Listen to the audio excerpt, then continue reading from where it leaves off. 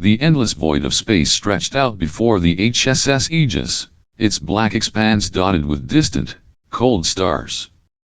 The ship, a marvel of human innovation, glided silently through the darkness, its sleek hull reflecting faint traces of starlight. Inside, the air on the bridge was thick with tension, though no one dared to speak it aloud. Every officer knew the stakes.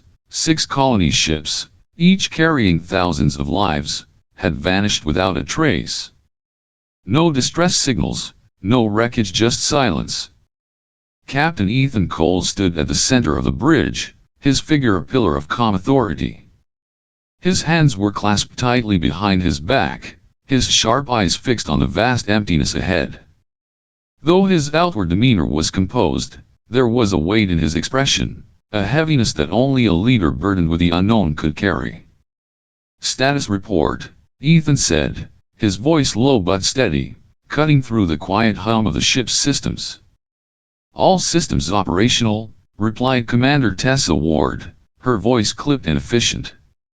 Her fingers moved swiftly across her console, her sharp gaze darting between readouts. "We're approaching the last known coordinates of the missing colony ships." The bridge crew worked in near silence, their movements precise but subdued. The usual quiet banter and camaraderie were absent, replaced by the oppressive weight of uncertainty. At her station, Dr. Lyra Kane, the Aegis's chief scientist, leaned over her console, her brow furrowed deeply. Her hands hovered over the glowing interface, adjusting sensors, recalibrating, searching. "No debris," she muttered, more to herself than to anyone else. "No signals. Nothing. It's as if those ships were erased from existence." Ethan turned slightly, his gaze falling on her. "Erased," he repeated, his tone calm but probing. Lyra hesitated, her fingers pausing mid-air. She looked up, her pale face illuminated by the soft glow of her monitor. "It's not natural, Captain. Even in catastrophic events, there are traces, radiation, fragments, something. But here, there's nothing.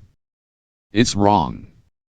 Before Ethan could respond, a sharp, shrill alarm cut through the bridge, sending a jolt through the crew. Red lights flashed across the consoles as the proximity alert blared. "Multiple objects incoming." Tessa's voice rang out, clear and urgent. Ethan turned sharply toward the main screen as it flickered to life, revealing a fleet of alien vessels emerging from the void. The ships were unlike anything the crew had ever seen. Their sleek, angular designs seemed to radiate menace, their dark hulls glowing faintly with a pulsing, otherworldly energy. They moved with an eerie precision, like predators circling prey, stopping just outside the Aegis's weapons range. The bridge fell into a tense silence, the only sound the faint hum of the ship's systems and the distant, rhythmic beeping of the proximity alarm. "They're hailing us," Tessa said, breaking the stillness. Ethan nodded. "Put them through." The screen flickered again, and the image of Admiral Cord filled the display. He was tall and imposing, his cobalt blue skin shimmering faintly under the light of his command room. His large, reflective eyes were unblinking, giving him an unnerving, almost statuesque quality. His presence exuded authority, but there was something cold and calculating in his gaze. "Human vessel," Cord began, his deep voice resonating with a strange, metallic undertone. "You are trespassing in Zorth-controlled space. State your purpose." Ethan stepped forward, his posture firm, his expression calm but unyielding. "I am Captain Ethan Cole of the HSS Aegis. We are investigating the disappearance of several human ships in this region." Cord tilted his head slightly, his expression unreadable. "We know nothing of your missing vessels," he said, his tone measured and deliberate. "However, as per Dominion protocol, we request permission to scan your ship." The bridge fell silent again, the tension palpable. Tessa leaned closer to Ethan, her voice low but firm. "Captain, I don't recommend this. They could learn too much about us." Ethan's eyes flicked to her, then to Dr. Kane, who had been watching the exchange intently. She met his gaze, her expression thoughtful but cautious. "Allowing the scan might reveal something about their intentions," she said softly. Ethan weighed the decision for a moment, his mind racing. The wrong choice could put the entire mission and the crew in jeopardy. But hesitation could cost them valuable insight. Finally, he nodded. "Permission granted. Begin your scan." The alien ships seemed to hum with energy as their scanners activated, an invisible wave sweeping over the Aegis. The crew held their breath, the faint vibration of the scan reverberating through the ship. On the screen, Corda's face remained stoic as the process began, but then, something changed. His calm, controlled demeanor shattered in an instant. His reflective eyes widened, his jaw tensed, and a flicker of something unmistakable fear crossed his face. When he spoke again, his voice was strained, almost trembling. "Scan complete," Cord said, his tone no longer cold and detached. "This changes everything." Before Ethan or anyone on the bridge could respond, the Zorth fleet turned sharply and fled, their ships vanishing into the darkness as quickly as they had appeared. The silence that followed was deafening. The crew exchanged uneasy glances, the weight of what had just happened sinking in. "What just happened?" Tessa asked, her voice breaking the stillness. Ethan didn't answer immediately. His gaze remained fixed on the empty void where the Zorth fleet had disappeared, his jaw tight, his mind racing. "Whatever they saw," he said finally, his voice low and grim, "it terrified them. And I intend to find out why." For 3 long days, the HSS Aegis followed the Zorth fleet through the cold, unyielding void of space. The pursuit was relentless, a silent game of cat and mouse. The alien ships moved with erratic precision, their course unpredictable, as though they were desperately trying to shake their pursuers. The Aegis kept its distance, its crew on edge, watching and waiting. The bridge was quiet, save for the soft hum of the ship's systems and the occasional murmur of voices. Tension hung in the air like a storm cloud, oppressive and heavy. Captain Ethan Cole stood at the helm, his sharp eyes fixed on the distant shapes of the Zorth vessels, glowing faintly against the darkness. Behind him, Dr. Lyra Kane sat hunched over her console, her face illuminated by the pale light of intercepted transmissions. Her brows were drawn together, her lips pressed into a thin line. The deeper she delved into the Zorth communications, the more troubled her expression became. "They are panicking," she muttered, her voice barely above a whisper. Ethan turned his head slightly, his gaze questioning. "What do you mean?" Lyra didn't look up. Her fingers danced across the interface, pulling up lines of alien text and fragmented audio. "They are calling for an emergency council meeting," she said, her tone grim. "I'm seeing references to an unprecedented threat, and us." The words hung in the air, heavy and foreboding. Commander Tessa Ward, standing nearby, crossed her arms and frowned. "Unprecedented threat? We haven't even fired a shot." Ethan's jaw tightened. His mind flashed back to the moment Admiral Corda's calm facade had shattered, the fear in his voice as he fled. "Fear," Ethan said quietly. "That's what we saw on Corda's face. But fear of what? What did they see in our ship that we don't understand?" No one had an answer. The silence that followed was thick with unease. The chase continued, leading the Aegis deeper into Zorth-controlled space. Finally, the Dominion's home world came into view. Zorth Prime was a sight to behold, a planet of shimmering beauty and stark contrasts. From orbit, it gleamed like a jewel, its surface covered in sprawling cities and towering spires of metal and glass. The structures rose high into the atmosphere, their sleek designs a testament to the Zorth's advanced civilization. But beneath the surface, chaos brewed. In the grand chamber of the Zorth High Council, the air was thick with tension. The room was vast, its walls lined with intricate carvings that told the story of the Dominion's rise to power. A massive table dominated the center, surrounded by the most powerful figures in the Zorth hierarchy. At the head of the table sat Supreme Chancellor Vaynor, his piercing gaze fixed on Admiral Cord, who stood before him. Cord's usual composure was gone.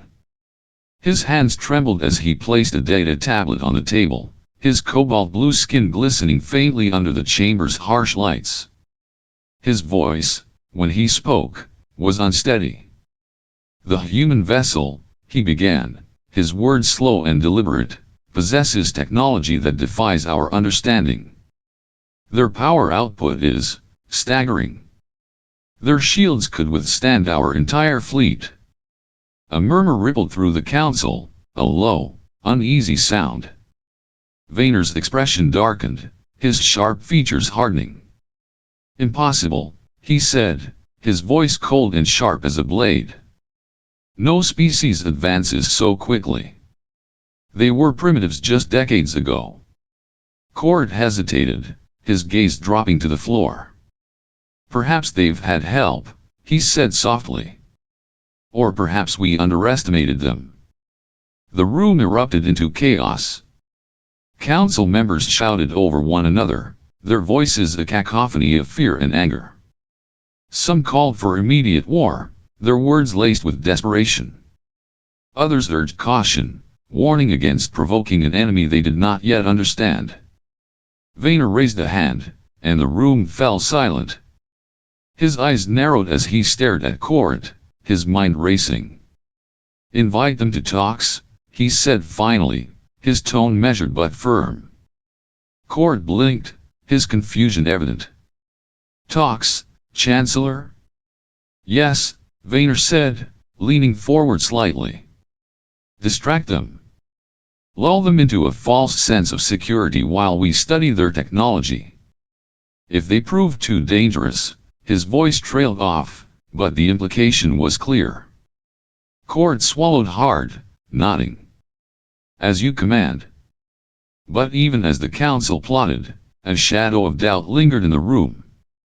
The humans had done something no other species had managed. They had frightened the Zorth Dominion. And fear, as they all knew, was a dangerous thing. Back aboard the Aegis, the crew watched Zorth Prime from orbit, unaware of the storm brewing below. Ethan stood at the viewport, his expression unreadable. Somewhere on that glittering planet, decisions were being made that could shape the fate of both their species. "Captain," Lyra said softly, breaking the silence. Ethan turned, his eyes meeting hers. "They are afraid of us," she said, her voice tinged with both awe and unease. "But I don't think it's just our technology. It's something more." Ethan's gaze returned to the planet below, his mind heavy with questions. "Then we need to find out what it is," he said quietly. The stars outside the viewport seemed colder, more distant. Somewhere in the shadows of the void, answers awaited, but so did dangers they could not yet see. The invitation arrived as a formal communique, its tone polished and diplomatic, yet beneath the surface, it carried the weight of hidden intentions. The Zorth proposed Unity Station, a sprawling neutral space station orbiting a nearby star, as the venue for talks. The station, a marvel of interstellar architecture, floated in the void like a celestial fortress, its sleek design glimmering faintly in the light of its host star. On the HSS Aegis, the bridge was tense as Captain Ethan Cole read the message aloud. The crew listened in silence, their expressions ranging from wary to outright suspicious. When Ethan finished, Commander Tessa Ward spoke, her voice sharp and unyielding. "This is a trap," she said bluntly, her arms crossed, her gaze fixed on Ethan. Ethan didn't flinch. He met her eyes, his own calm and steady. "Of course it is," he replied. "But we'll go anyway. While they're studying us, we'll be studying them." Tessa frowned, but she didn't argue. She knew Ethan well enough to trust his instincts, even when the risks were high. Unbeknownst to the Zorth, Earth had been preparing for this moment for years. Behind the scenes, humanity had been quietly gathering intelligence, building alliances, and strengthening its defenses. Stealth teams had already infiltrated Zorth Prime, moving like shadows through the alien cities, gathering critical information about their military capabilities and political structures. Every detail, every weakness, was catalogued and sent back to Earth. Meanwhile, aboard the Aegis, Chief Engineer Ronan Hayes worked tirelessly in the ship's engineering bay.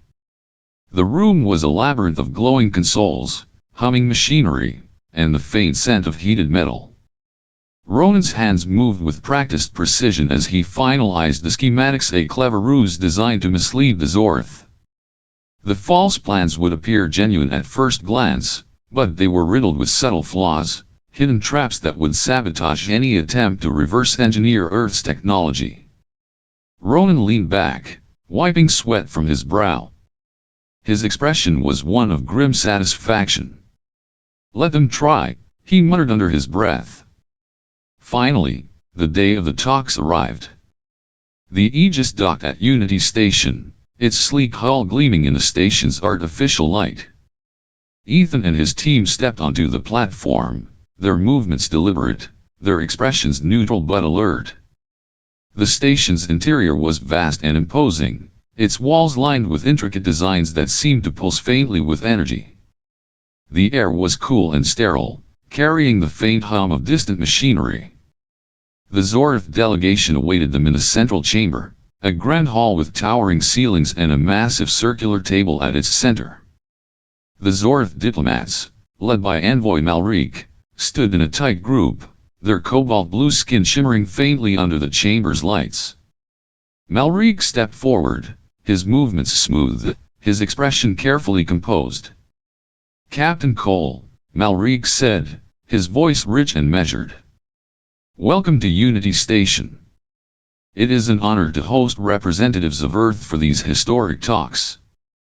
Ethan inclined his head slightly, his expression polite but guarded. "The honor is ours, Envoy Malrique. We hope this meeting will mark the beginning of mutual understanding between our peoples." The words were carefully chosen, their tone diplomatic, but beneath the surface, Ethan was watching. He studied Malrique's posture, the subtle flicker of his eyes, the faint tension in his jaw. The Zorth, for all their outward composure, were nervous. The talks began, the two sides seated across from one another at the massive table. Malrique opened with pleasantries, speaking at length about the importance of cultural exchange and interstellar cooperation. His words were smooth, his tone practiced, but Ethan could sense the underlying agenda. As the conversation shifted, the Zorth's true focus became clear: Earth's technological advancements. Malrique's questions grew more pointed, his interest in Earth's power systems and defensive capabilities barely concealed. Ethan played along, offering just enough information to keep them intrigued while carefully observing their reactions. Dr. Lyra Kane, seated beside Ethan, watched the Zorth delegation intently. Her sharp eyes missed nothing. The way Malrique's hands tightened slightly when Ethan mentioned Earth's shield technology, the faint flicker of surprise on another diplomat's face when Lyra spoke of Earth's energy output. "They are fishing," Lyra murmured to Ethan during a brief pause in the talks. "Trying to piece together the puzzle." Ethan nodded subtly, his mind racing. The Zorth were skilled manipulators, but they underestimated Earth's resolve. As the talks continued, Ethan began to turn the tables. He spoke of Earth's desire for peace, its commitment to cooperation, but he also hinted at humanity's strength. His words were carefully chosen, designed to plant seeds of doubt in Azorth's minds. "We are a young species," Ethan said, his tone calm but firm. "But we have learned quickly, adapted, survived. And we value our freedom above all else." Malric's expression didn't change, but Ethan caught the subtle shift in his posture, the faint stiffening of his shoulders, the way his gaze flicked briefly to his colleagues. By the end of the meeting, the Zorth delegation was visibly unsettled. They had come seeking answers, but they left with more questions. Ethan watched them go, his expression unreadable.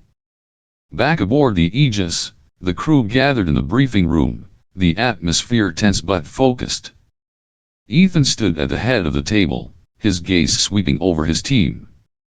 "They are afraid of us," he said, his voice low but steady. "But they don't understand us. And that's our advantage." The room was silent, the weight of his words sinking in. Outside the viewport, Unity Station loomed in the darkness, a silent witness to the unfolding drama. The game had begun, and the stakes were higher than ever. On Zorth Prime, the air in the Dominion's top research facility was thick with tension. The sprawling laboratory, a cavernous space filled with glowing consoles and intricate machinery, hummed with activity. Dozens of Zorth scientists moved like restless shadows, their cobalt blue skin glistening under the harsh, sterile lights. The room smelled faintly of ozone and heated metal, the byproducts of relentless experimentation. At the center of it all stood Director Sarin, the Dominion's chief scientist. Her sharp features were twisted in frustration as she stared at the holographic schematics projected before her. The designs, stolen from the humans, had initially seemed like a treasure trove of advanced knowledge. But now, after days of fruitless work, they had become a source of bitter disappointment. "These designs are flawed," Sarin declared, her voice cutting through the tense silence like a blade. Her yellow eyes burned with barely contained fury as she turned to face her team. "The humans have deceived us. Every experiment ends in failure, catastrophic failure." Around her, the other scientists exchanged uneasy glances. They had never encountered anything like this before. The humans' technology was supposed to be primitive, yet these schematics were far beyond their understanding. The designs seemed to mock them, leading them into dead ends and disastrous results. One of the younger researchers, his voice trembling, ventured to speak.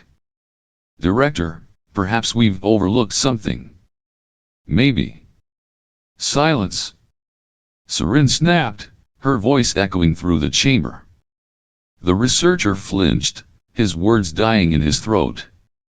Sarin's hands clenched into fists at her sides, her frustration boiling over. "We are the Dominion. We are the pinnacle of intelligence in this galaxy. And yet these humans have made fools of us." The tension in the room was palpable, a heavy weight pressing down on everyone present. In the grand halls of the Zorth High Council, Supreme Chancellor Vaynor paced before the massive windows overlooking the capital city. The skyline was a sea of towering spires and glowing lights, a testament to the Dominion's power and sophistication. Yet Vaynor's expression was anything but confident. His sharp features were etched with impatience and simmering anger. When Sarin's report arrived, he listened in stony silence, his piercing gaze fixed on the holographic projection of her face. As she finished, his voice was cold and unyielding. "Enough," Vaynor said, his tone leaving no room for argument. "If we cannot steal their secrets, we will destroy them." Sarin hesitated, her defiance faltering under the weight of his words. "Chancellor, if I may." "You may not," Vaynor interrupted, his voice like a whip. "The humans have embarrassed us long enough. Mobilize the fleet. Let them see the full might of the Dominion." The order rippled through the Zorth military like a shockwave. Across the planet, warships began to stir, their engines roaring to life. The fleet, a vast armada of sleek, deadly vessels, assembled in orbit, casting long shadows over Zorth Prime. Their hulls gleamed like polished obsidian, their weapons bristling with destructive power. The fleet launched as one, a swarm of dark shapes cutting through the void with terrifying precision. Their destination was clear, Unity Station.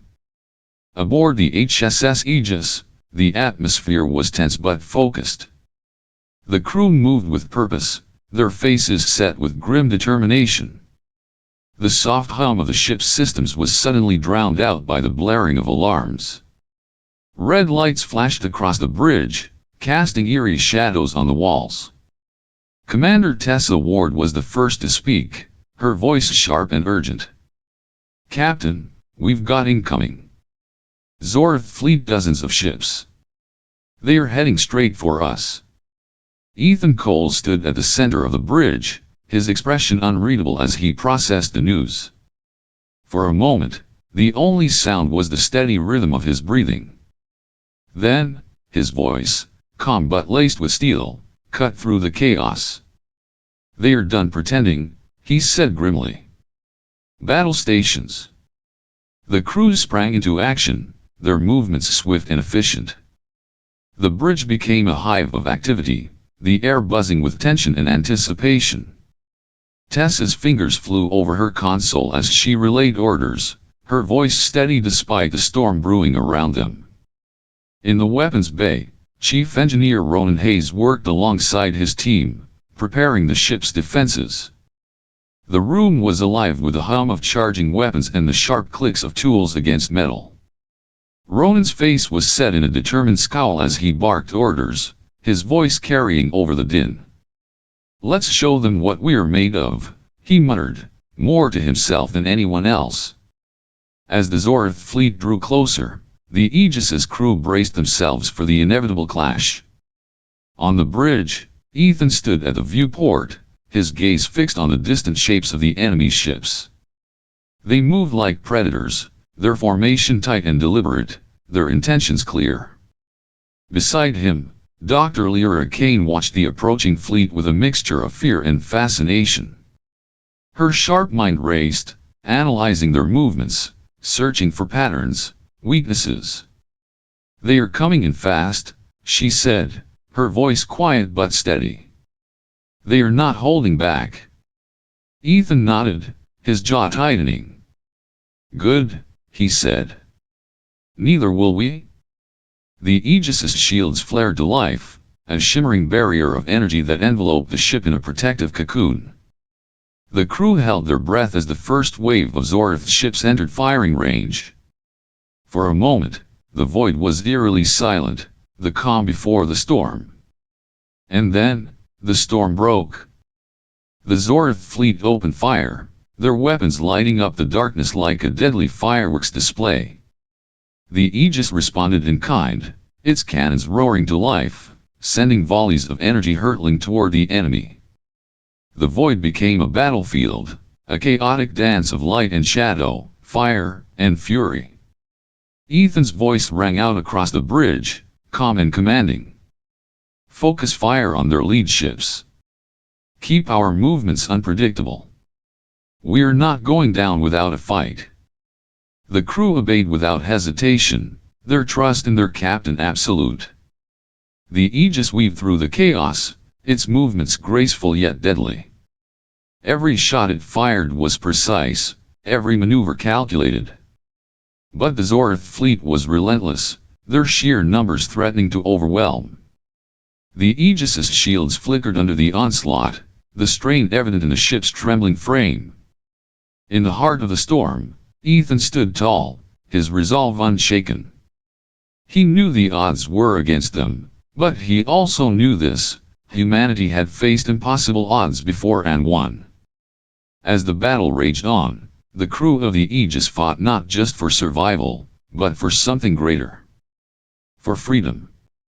For hope. For the future of their species.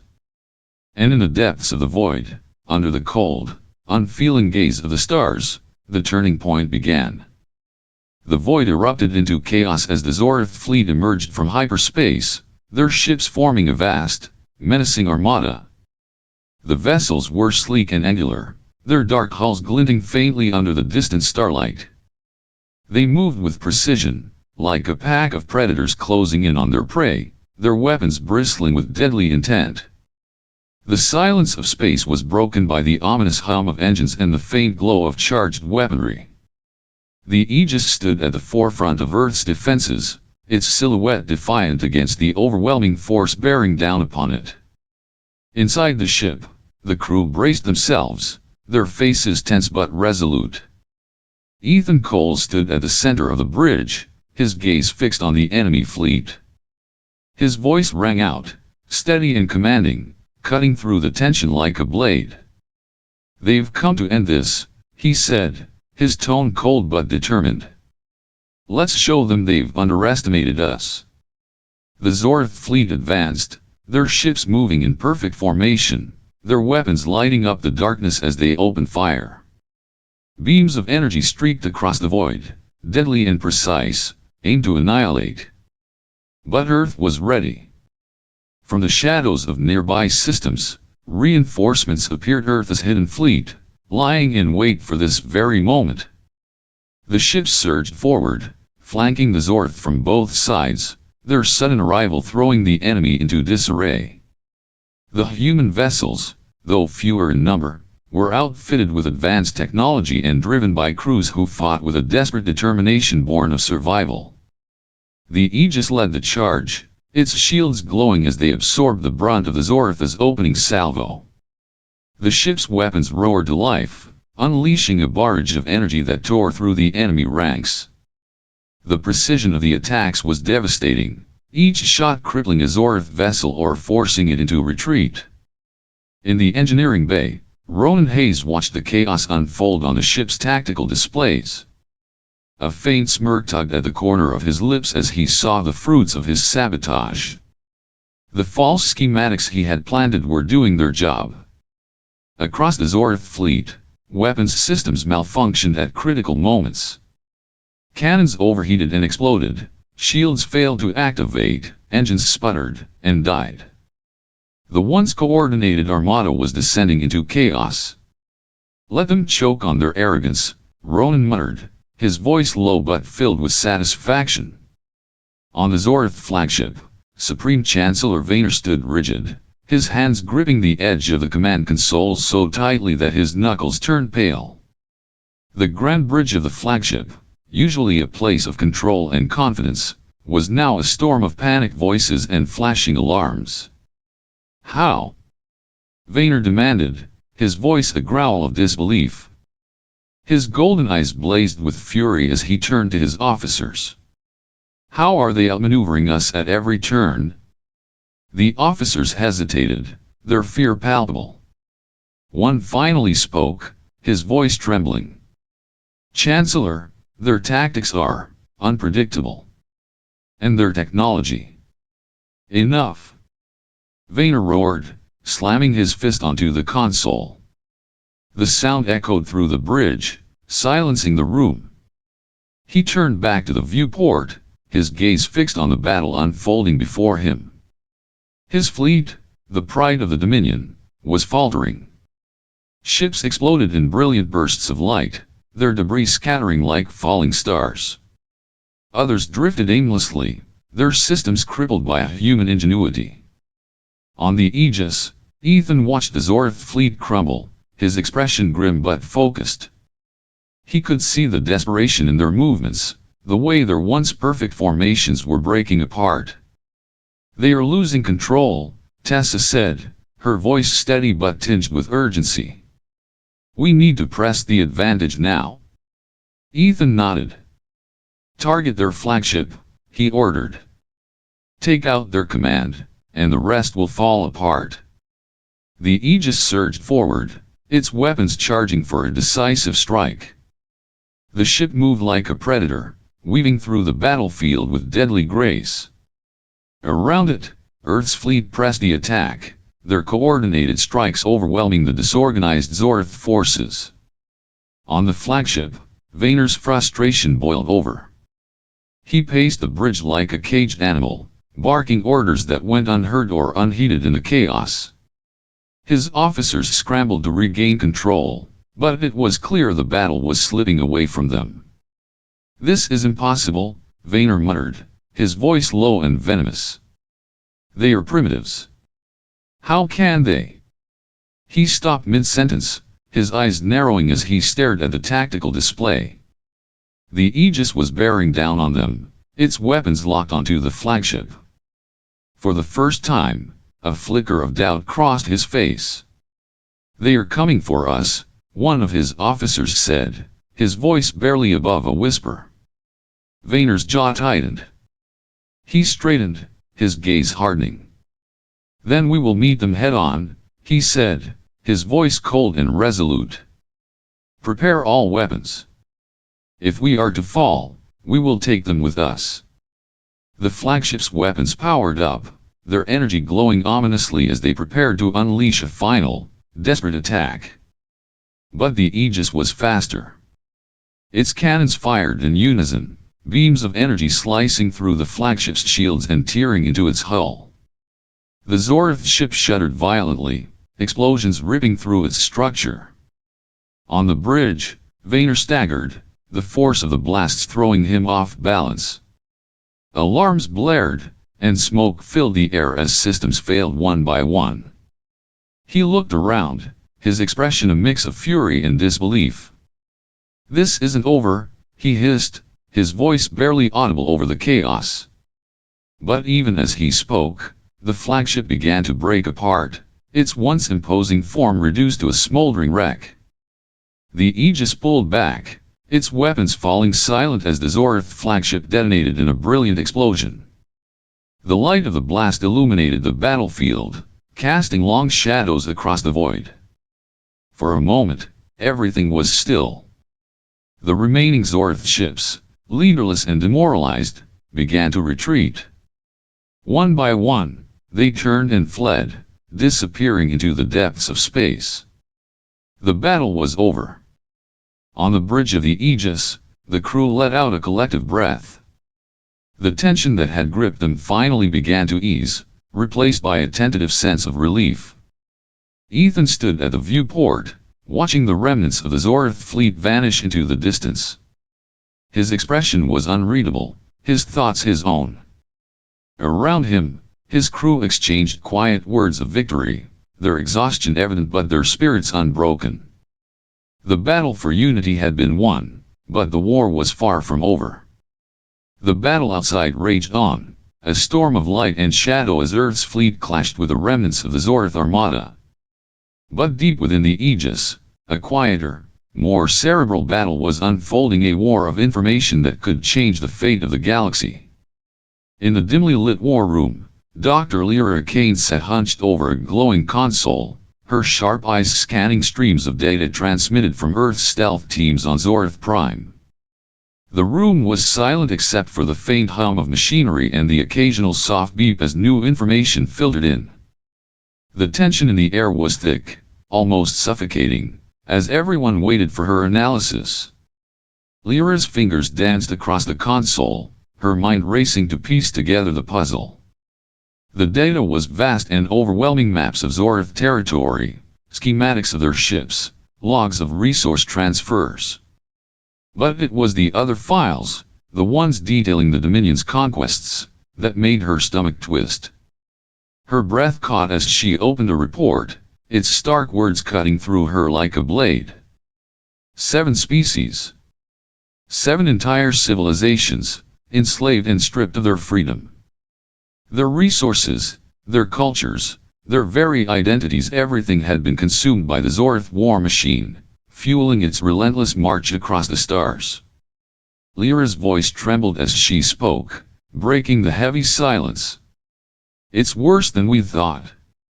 She looked up, her face pale but resolute. "The Dominion isn't just an empire. It's a prison. 7 species, enslaved. Their world stripped bare to feed Zorth's dominance." Around the room, the crew exchanged grim looks. The weight of her words settled over them like a dark cloud. Ethan stood at the center of the room, his expression unreadable as he processed the revelation. For a moment, he said nothing, his gaze fixed on the glowing map projected before him. It showed the vast expanse of the Dominion's territory, each conquered world marked like a scar on the galaxy.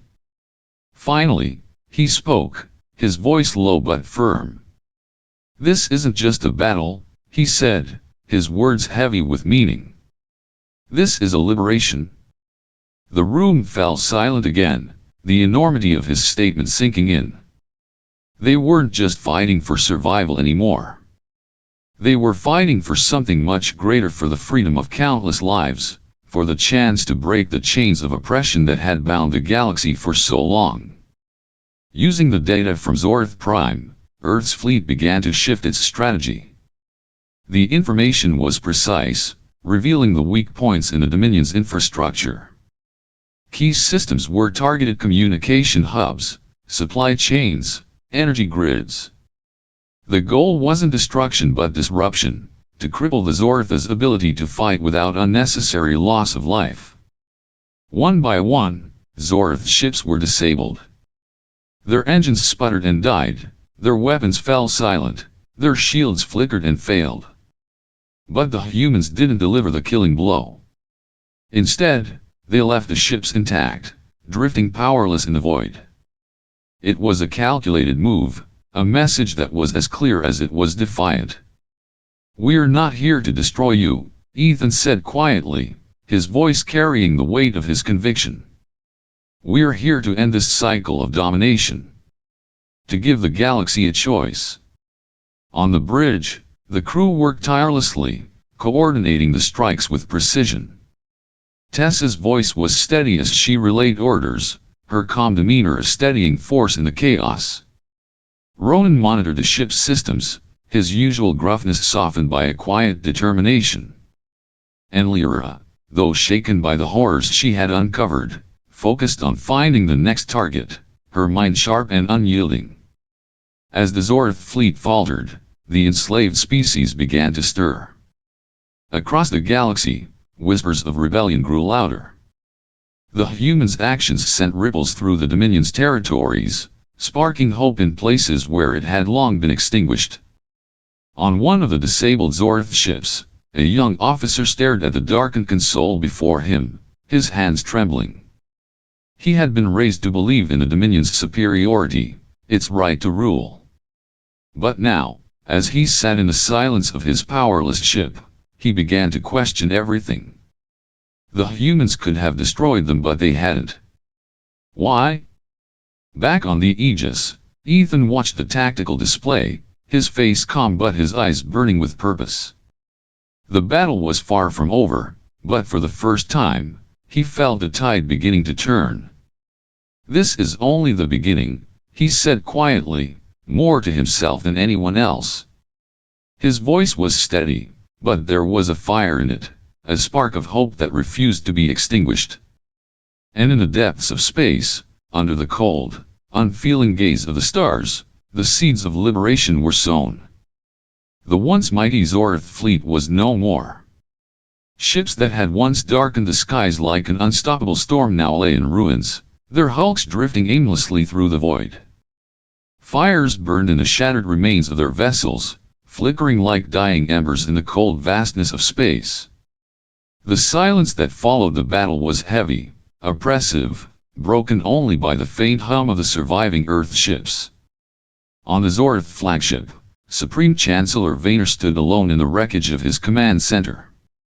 The room, once a symbol of his empire's power, was now a shadow of its former glory. Consoles sparked and smoked, their screens cracked and lifeless. The air was thick with the acrid stench of burned circuits and despair. Vaynor's golden armor, once polished to perfection, was tarnished and dented, a reflection of his crumbling dominion. His hands trembled as he gripped the edges of the shattered console before him. His pride, his ambition, his legacy, it was all gone, reduced to ashes in the span of a single battle. He stared at the tactical display, now dim and filled with static, as if hoping for some miracle to appear. But there was none, A voice crackled through the comms, cold and resolute. "Supreme Chancellor Vaynor," said Ethan Cole, his tone sharp as a blade. "Your fleet is destroyed. You have no reinforcements. No escape. Surrender now, and we can end this without further bloodshed." For a long moment, Vaynor said nothing. His jaw clenched, his pride warring with a grim reality before him. He had spent his life building the Dominion, forging it from the chaos of the galaxy. To surrender now would mean admitting defeat, admitting that everything he had fought for was a lie. But the alternative was annihilation, not just for him, but for his people. He closed his eyes, his shoulders sagging under the weight of his failure. When he spoke, his voice was low, hollow. "I will surrender." Moments later, aboard the Aegis, Vaynor stood face to face with Ethan Cole. The room was tense, the air thick with unspoken animosity. Beside Ethan stood Court, the Zorth defector who had helped turn the tide of the war. His presence was a silent reminder of Vaynor's betrayal, of the cracks that had always existed within the Dominion. Ethan's gaze was steady, unyielding. He spoke with a calm authority that carried the weight of his convictions. "Your empire is over," he said, his voice cutting through the silence like a knife. "But this doesn't have to be the end for your people. Join us. Help us build something better." Vaynor's eyes narrowed, his pride flaring for a brief moment. "You think you can lecture me? You think you can undo centuries of order with a few words?" "This isn't about undoing," Ethan replied, his tone unwavering. "It's about creating. You can cling to what's left of your pride, or you can choose to be part of something greater. The galaxy doesn't need another tyrant. It needs hope." For a moment, Vaynor said nothing, his expression unreadable. Then, slowly, the fire in his eyes began to dim. He looked at Court, at the man who had once been his ally, his friend. There was no hatred in Court's gaze, only quiet determination. Finally, Vaynor sighed, the sound heavy with resignation. "Very well," he said, his voice barely above a whisper. "I will sign your treaty." The treaty was signed in silence, the pen scratching across the paper like the final breath of a dying empire. With that single act, the Zorth Dominion was dissolved, its enslaved worlds granted their freedom. The war was over. The skies above Zorth Prime were filled with light, a stark contrast to the darkness that had ruled the planet for so long. Ships from across the galaxy descended upon the world, their hulls gleaming in the sunlight. For the first time in centuries, the air was filled not with the sound of war, but with the hum of hope. On the surface, a grand gathering was held in the heart of the Zorth capital. The city, once a symbol of oppression, now stood as a beacon of unity. The towering spires, once cold and foreboding, were adorned with banners of every color, representing the newly liberated species. Representatives from Earth and the former Dominion territories stood side by side, their differences set aside in the name of a shared future. There were beings of all shapes and sizes, some towering and covered in shimmering scales, others small and delicate, their translucent wings catching the light. Each species carried the weight of their past, but their eyes shone with determination as they pledged to forge a new alliance, one built on cooperation and mutual respect. Ethan stood at the edge of the gathering, watching as history unfolded before his eyes. He felt a strange mix of emotions: relief, pride, and a deep, aching exhaustion. They had come so far, fought so hard, and now, finally, they had a chance to build something better. Beside him, Tessa smiled, her voice soft. "We did it," she said. Ethan nodded, his gaze distant. "We came here looking for answers," he said quietly. "What we found was a chance to change the galaxy." As the sun set over Zorth Prime, the Aegis prepared to depart. The crew gathered on the bridge, their faces reflecting a quiet sense of accomplishment. They had fought not just for themselves, but for the countless lives that had been touched by the Dominion's tyranny. The ship rose into the sky, its engines humming softly. As it ascended, Ethan took one last look at the planet below, at the gathering of liberated species standing together in unity. "We've shown them what humanity can do," he said, his voice steady. "Now it's up to them to carry it forward." The Aegis disappeared into the stars, leaving behind a galaxy forever changed. And though the ship was gone, its message remained a message that would echo across the cosmos for generations to come. Humanity had arrived, and they were here to protect freedom.